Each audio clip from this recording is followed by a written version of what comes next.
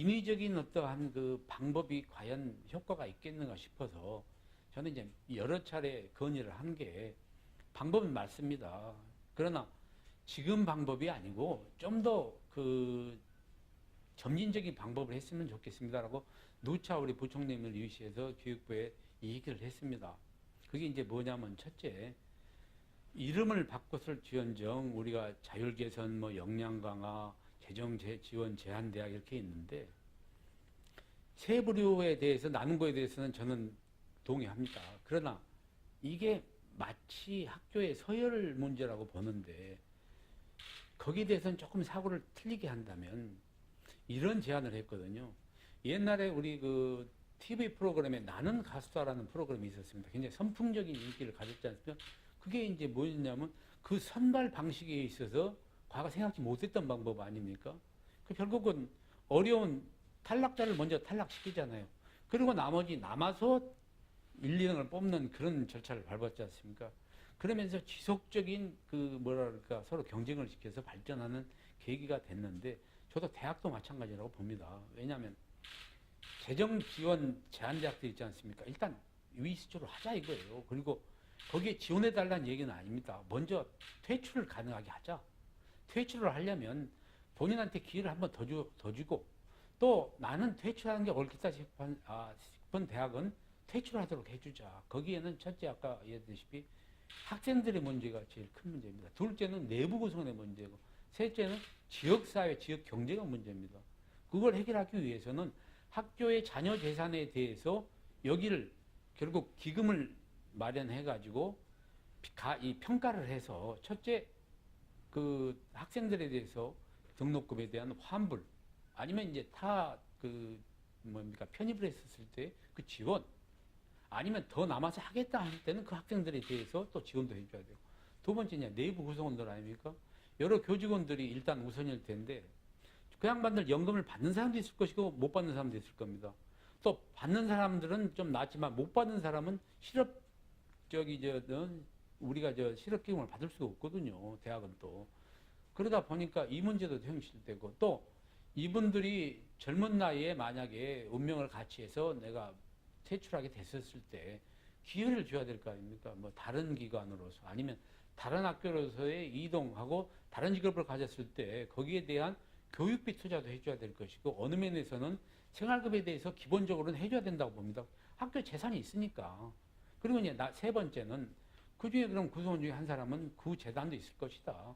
재단은 재단대로의 어느 정도의 보상을 해서 그걸 가지고 기존에 다른 재단이 있으면 현금화 시켜서 그 수익을 가지고 새로운 그 법인에, 새로운 학교에 투자할 수 있는 여력을 마련해 줘야 되고 그러니까 설립자한테 개인적으로 주라는 얘기는 아닙니다. 그게 하나의 방법. 또 세 번째는 지역사회가 있지 않습니까? 지역사회가 급격히 변화하는데 이번에 뭐 몇몇 학교를 봐서 아시다시피 거의 뭐 폐가 된 거 아닙니까? 지역사회가 그렇지 않아도 굉장히 어려운 상황인데 학교가 그래도 젊은 사람과 소비의 어떤 그 중심 역할을 했는데 결국은 갑자기 문을 닫게 돼버리면 그 지역 경제에 대해서는 엄청난 파급 효과가 옵니다. 그래서 따라서 세 번째는 그 지역사회 영향이 되게 가능하면 아까 그 세 번째 그 이야기입니다.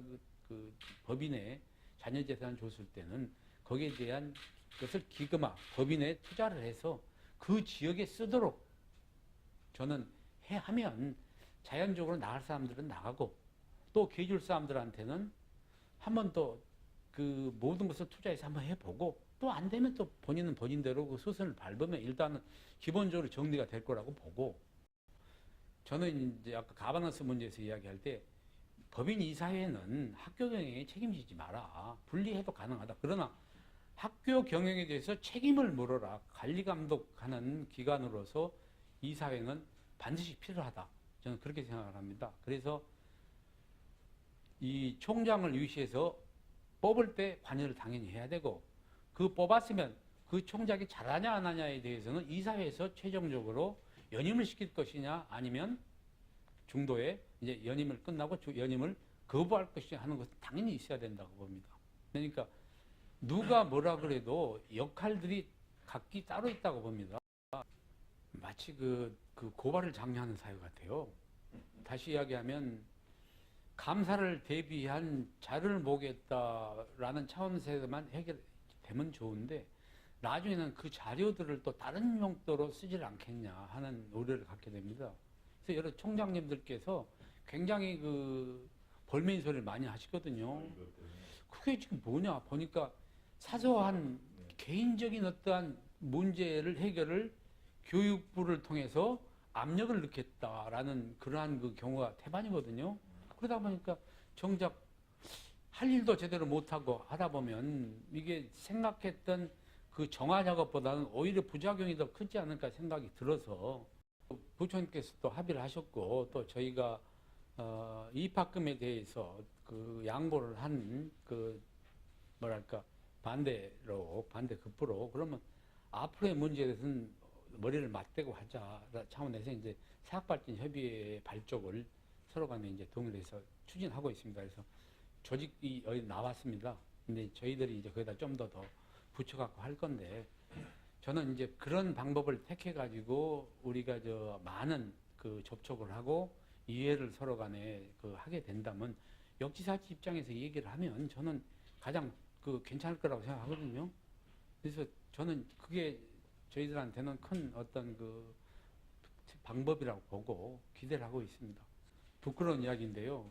저희가 대학의 정보를 대학 신문을 통해서 듣고 있습니다.